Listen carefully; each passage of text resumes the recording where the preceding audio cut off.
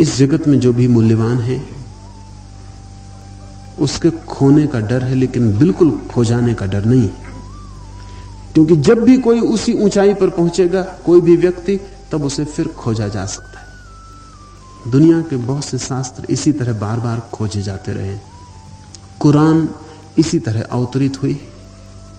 जब पहली दफा मोहम्मद को सुनाई पड़ा कि पढ़, तो मोहम्मद तो बेपढ़े थे, पढ़े लिखे नहीं थे। तो उन्होंने कहा मैं क्या पढ़ूं? उनके सामने कुछ अक्षर तैर रहे हैं ध्यान में और आवाज भीतर से आती है पढ़। तो मोहम्मद ने कहा मैं क्या पढ़ूं, क्योंकि मैं तो पढ़ा लिखा नहीं हूं। तो भीतर से आवाज आती है कि इन शब्दों को पढ़ने के लिए बाहर की पढ़ाई की जरूरत भी नहीं, तू पढ़। मोहम्मद खुद इतने घबरा गए कि ये जो हो रहा है कोई भ्रम है, कोई स्वप्न है, या मैं विक्षिप्त हो गया, कि घर आके कंबल ओढ़ के सो रहे। बुखार आ गया, सारा शरीर कपने लगा। उनकी पत्नी ने पूछा आपको हुआ क्या है? तो 3 दिन तक तो पत्नी को भी नहीं बताया, क्योंकि खुद पे ही भरोसा नहीं आ रहा था कि जो देखा है वो सच्चा हो सकता है। और ये भी पक्का नहीं था कि जब अपने कोई भरोसा नहीं आ रहा है तो पत्नी को क्या भरोसा आएगा। कहेगी कि पागल हो गए, सन्निपात हो गया, डॉक्टर को बुलाएं, चिकित्सक को बुलाएं, इलाज करवाएं। 3 दिन तक अपने को रोका रहा, लेकिन वो बार बार होती रही घटना कि पढ़, और वही अक्षर बार बार दोहराते रहे। और धीरे धीरे मोहम्मद उन अक्षरों को पहचाने और कुरान की आयतें उतरनी शुरू हो गई। कुरान इस तरह अवतरित हुआ। ये मेबल कॉलिंस के ऊपर इसी तरह ये पुस्तिका लाइट ऑन द पाथ अवतरित हुई। इस पुस्तिका का एक एक सूत्र मूल्यवान है। ये हजारों हजारों साल की और हजारों हजारों लोगों की साधना का सार निचोड़ है। एक एक शब्द को बहुत ध्यानपूर्वक सुनना। ये नियम शिष्यों के लिए है, सभी के लिए नहीं, सिर्फ शिष्यों के लिए। क्या अर्थ है? ये नियम सिर्फ उनके लिए हैं जो सीखने को तैयार है। ये नियम सबके लिए नहीं है, क्योंकि बहुत से लोग हैं जो सीखने को तैयार ही नहीं। इसलिए मैंने कहा कि अगर तुम अज्ञानी हो, इसका तुम्हें पता है, तो रुकना, अन्यथा भाग जाना। क्योंकि जो अज्ञानी है वो शिष्य हो सकता है। जो अज्ञानी है और समझता है कि मैं अज्ञानी हूं, उसने शिष्य की योग्यता पाली, वो सीखने को तैयार होगा। ज्ञानी सीखने को तैयार नहीं होता। इसलिए ज्ञानी अज्ञानी रह जाते हैं, क्योंकि वे सीखने को तैयार ही नहीं होते, और अज्ञानी ज्ञानी हो जाते क्योंकि वे सीखने को तैयार होते। और सीखने की कुशलता और कला का नाम शिष्यत्व है। ये नियम उनके लिए हैं जो शिष्य हैं। तो शिष्य का क्या अर्थ है? शिष्य का अर्थ है जो झुकने को राजी, जो ज्ञान को अपने अहंकार से ज्यादा मूल्यवान मानता है, और जो कहता है मैं सिर झुकाऊंगा, मैं सिर धरती पर रख दूंगा, अगर मुझे प्रकाश की थोड़ी सी किरण भी मिलती हो, मैं सब खोने को तैयार हूं, मैं अपने को भी देने को तैयार हूं। शिष्य का अर्थ है एक गहन विनम्रता। शिष्य का अर्थ है अपने को झुका के हृदय को एक पात्र बना लेना। नदी बहती है और प्यासे आप खड़े रहें और झुकने को राजी ना हो, तो नदी छलांग लगा के आपके हाथों में नहीं आएगी। नदी आप पर नाराज भी नहीं है। नदी आपकी प्यास को मिटाने को प्रतिपल तत्पर भी है, पर झुकना पड़े। झुक के नदी में अंजुलि बनानी पड़े तो नदी आपके हाथों में भी आ जाएगी। बस ज्ञान भी झुके बिना उपलब्ध नहीं होता। तो ये नियम उनके लिए हैं जो झुकने को राजी हैं।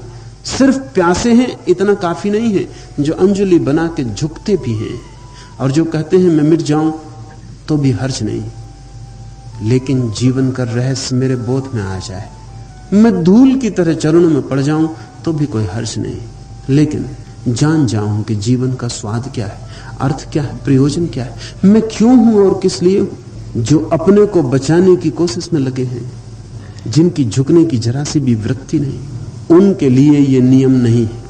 तो आप सोच लेना कि आपकी वृत्ति अगर शिष्य की है तो ही ये नियम आपकी समझ में आएंगे, और समझ में आए तो ही इनका प्रयोग आप कर सकेंगे। रोज मैं देखता हूं लोग आते हैं, वे जानना चाहते हैं लेकिन सीखना नहीं चाहते। जानना का अर्थ होता है मुफ्त में जान लेना, सीखने का अर्थ होता है अपने को देना, चुकाना। सीखने का अर्थ होता है झुकना, और जानने का अर्थ है कि ठीक। एक मित्र मेरे पास आए, मैंने उनसे पूछा, बहुत बार लिखते थे कि आना चाहता हूं, आना चाहता हूं, तो मैंने पूछा, आप बहुत बार लिखते थे आना चाहते, किस लिए? तो उन्होंने कहा कि विचारों का आदान प्रदान करना। तो मैंने कहा, अगर आपको पक्का भरोसा हो कि आपको कुछ मिल गया तो मैं शिष्य भाव से उसे सीखने को तैयार हूं।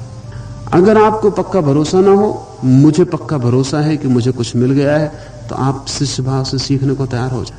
आदान प्रदान का उपाय नहीं है। या तो मुझे दे दें अगर आपके पास हो, या मैं आपको दे दूं अगर आपकी लेने की तैयारी हो। आदान प्रदान का क्या मतलब है? अगर आपको भी मिल गया और मुझे भी मिल गया तो बात ही खत्म हो गई। लेना देना क्या है? और अगर दोनों को नहीं मिला है तो लेंगे देंगे क्या? अगर दो में से एक को मिल गया हो तो लेन देन हो सकता है। तो मैंने कहा, पहले हम पक्का कर लें। वो बड़ी बेचैनी में पड़ गए। ये भी नहीं कह सकते कि उनको मिल गया, मिला नहीं। ये भी नहीं मान सकते कि लेने की दीनता बताएं, ये भी नहीं मान सकते। कहने लगे, मैं सोच के आऊंगा। मैंने कहा, अगर मिल गया हो तो सोचना क्या है, और नहीं मिला हो तो क्या सोचना है, साफ ही होगा। और मैंने उनसे कहा, सोच के आप ना आ पाएंगे, अभी तक तो नहीं आ पाए। वो आदान प्रदान कर सकते थे, झूठे शब्द हैं, जैसे दो अंधे एक दूसरे को रास्ता बताएं। तो आदान प्रदान। बुद्ध और महावीर एक बार एक ही धर्मशाला में ठहरे थे, मिलना नहीं हुआ तो चिंता की बात मालूम पड़ती। दो भले आदमी मिलते तो अच्छा होता। और न मालूम कितने लोग सोचते रहे कि क्यों नहीं मिले। जिनकी धर्म में कोई आस्था नहीं, वो समझते हैं दोनों अहंकारी रहे होंगे इसलिए नहीं मिले। जैनी समझते हैं कि महावीर क्यों मिले, वो तो ज्ञानी है। बुद्ध को मिलना हो तो आ जाएं मिलने। बौद्ध सोचते हैं कि बुद्ध क्यों मिले, वो तो ज्ञानी है, अगर महावीर को मिलना हो तो आ जाएं मिलने। लेकिन बुद्ध और महावीर के न मिलने का कारण दूसरा है।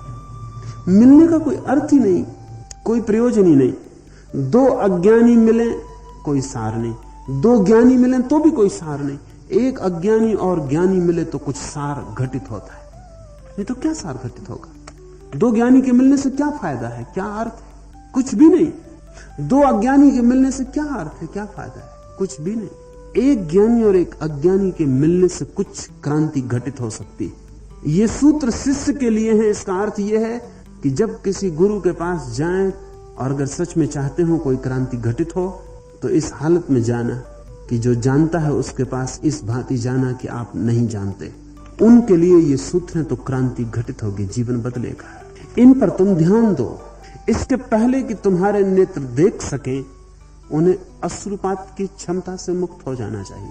इसके पहले कि तुम्हारे नेत्र देख सकें, उन्हें अश्रुपात की क्षमता से मुक्त हो जाना चाहिए। तुम्हारी आंखें इतने आंसुओं से भरी हैं कि तुम देख ना सकोगे। तुम इतने दुख से भरे हो कि तुम देख कैसे सकोगे?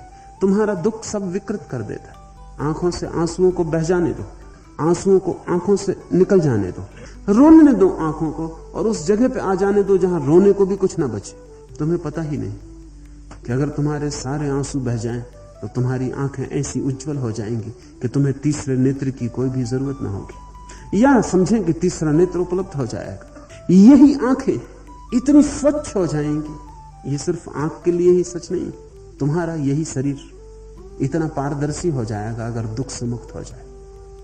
तुम्हारे यही हाथ अगर दुख से खाली हो जाएं, तो इनके स्पर्श में वही गरिमा आ जाएगी जो कि परमात्मा के स्पर्श में होती। लेकिन दुख से भरे तुम सब तरफ से बंद हो। तुम्हारी आंखें लगता है कि देखती हैं लेकिन अंधी हैं। उन पे इतना बोझ है कि उनसे देखा नहीं जा सकता। तुम्हारे हाथ छूते हैं लेकिन वो छूना मुर्दा होता, क्योंकि भीतर से जो जीवन की धारा बहती और स्पर्श को जीवंत करती, वो तो दुख और पीड़ा के अवरोध के कारण बाहर तक आ नहीं पाती। इन 8 दिनों में तुम अपनी आंखों को आंसुओं से मुक्त कर लेना। आंसुओं से मुक्त करने का उपाय ये नहीं कि तुम आंसुओं को दबा लेना, क्योंकि दबाओगे तो वे और भी भर जाएंगे। आंसुओं से मुक्त करने का अर्थ है कि तुम आंसुओं को बह जाने देना, रोकना ही मत। आंसू अद्भुत है, कीमिया है उसका रहस्य। छोटे बच्चों की आंखों में जो ताजगी मालूम पड़ती, जो भोलापन, उसका कारण छोटे बच्चे रो पाते, हृदयपूर्वक आंखों को खाली कर लेते। जीसस ने कहा है कि जब तक तुम छोटे बच्चों की भांति ना हो जाओ, तब तक मेरे प्रभु के राज्य में तुम्हारा प्रवेश नहीं होगा। रोना और देखना। सूत्र कहता है इसके पहले कि तुम्हारे नेत्र देख सके, उन्हें अश्रुपात की क्षमता से मुक्त हो जाना चाहिए।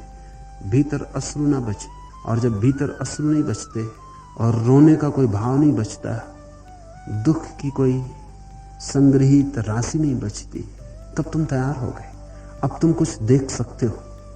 यही अभी और यही अगर आंखें खाली हो आंसुओं से तो उसे देखा जा सकता है जिसे हम जन्मों जन्मों से खो रहे हैं। ये अस्तित्व ही, ये कंकड़ पत्थर पौधे आकाश के तारे, तुम्हारे आसपास बैठे हुए लोग, इन सब के भीतर वही परम आनंद की घटना घट रही और वही परम जीवन प्रवाहित हो रहा है। लेकिन अंधी आंखें नहीं देख पाती, और आंखें अंधी हैं क्योंकि दुख से भरी। आंखों को खाली कर डालना। आंख तो प्रतीक है दुख से स्वयं को खाली कर लेना। इसके पहले कि तुम्हारे कान सुन सके उन्हें बहरे हो जाना चाहिए। क्या मतलब? इसके पहले कि तुम्हारे कान सुन सके उन्हें बहरे हो जाना चाहिए। अभी तुम सुनते हो बहुत, लेकिन अभी तुम वही सुनते हो जो तुम सुनना चाहते हो। अभी तुम वो नहीं सुनते हो जो है। जो कहा जाता है वह सुनाई नहीं पड़ता, जो सुनना चाहते हो वही सुन लेते हो। अभी तुम्हारे कान चुनाव करते, छांट लेते हैं मतलब की बात, गैर मतलब की बात छोड़ देते।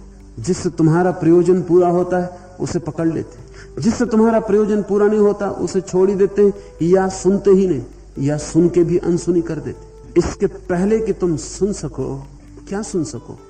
जिसके पास तुम सीखने गए हो, इसके पहले कि उसकी वाणी तुम्हारे समझ में आ सके, तुम्हारे कान बहरे हो जाने चाहिए। तुम्हारे कान बहरे हो जाने चाहिए। तुम्हारी जो सुनने का ढांचा और आदत है, वो जो चुनाव है, वो जो तुम्हारा मतलब को प्रविष्ट कर देने की चेष्टा है, जो तुम्हारा अपने स्वार्थ के आधार पर सोचने की व्यवस्था है, वो सब टूट जानी चाहिए। तुम जिन कानों को अब तक जानते रहे हो, तुम्हारे कान वे बहरे हो जाने चाहिए।